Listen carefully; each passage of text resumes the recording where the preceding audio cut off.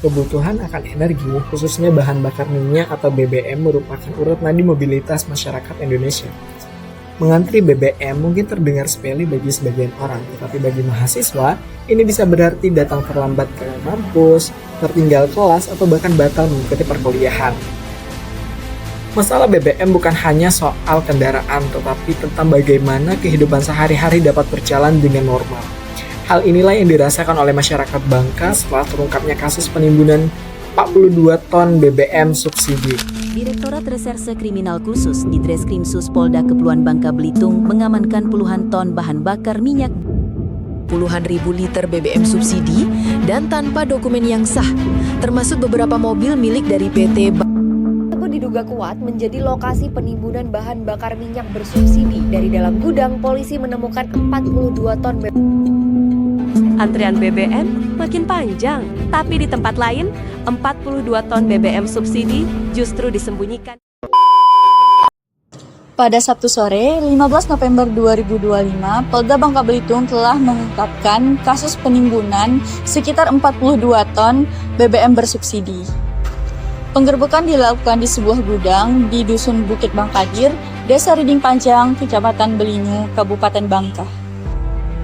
BBM tersebut dipasok dari Sumatera Selatan menggunakan 2 truk yang telah dimodifikasi. 5 orang tertangkap dan dijerat dengan Undang-Undang Minyak dan Gas Bumi dengan ancaman pidana penjara hingga 6 tahun lamanya. Setelah kasus penimbunan BBM subsidi ini terungkap, dampaknya langsung terasa di lapangan. Antrian panjang di SPBU terjadi selama beberapa minggu. Dampak bagi mahasiswa, kondisi ini mengubah penggunaan waktu. Yang sebelumnya waktu tersebut digunakan untuk berangkat kampus justru habis untuk mengantri BBM. Mahasiswa yang tinggal jauh dari kampus dan bergantung pada kendaraan bermotor merasakan dampak paling nyata.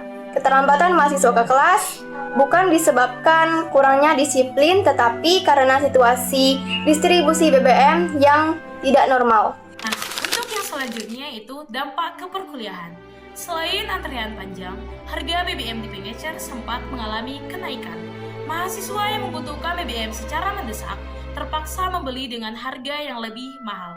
Hal ini cukup membebani terutama bagi mahasiswa dengan kondisi uang saku yang terbatas. Dalam kondisi tersebut, beberapa kegiatan perkuliahan harus disesuaikan. Ada kelas yang tidak berjalan optimal karena mobilitas dosen dan mahasiswa yang terganggu.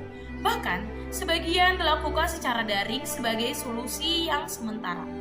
Ini menunjukkan bahwa gangguan distribusi BBM bisa berdampak langsung pada proses pendidikan. Penimbunan bahan bakar minyak subsidi juga memberikan dampak buruk pada mahasiswa. Hal ini juga merupakan tindakan hukum yang cukup berat. Oleh karena itu, saya dan Raditya Pratama akan menjelaskan sudut pandang hukum terkait kasus yang terjadi.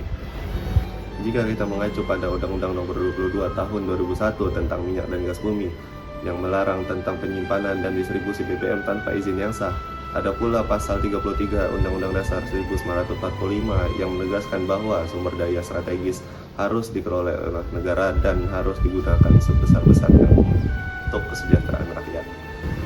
Jadi dapat disimpulkan ketika BBM subsidi ditimbun, tujuannya tidak dapat tercapai karena distribusi menjadi terganggu.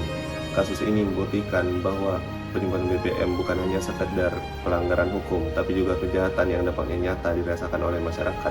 Bagi mahasiswa, ketersediaan BBM bukan hanya soal kenyamanan, tapi juga salah satu syarat agar kegiatan perkuliahan dapat berjalan sebagaimana mestinya.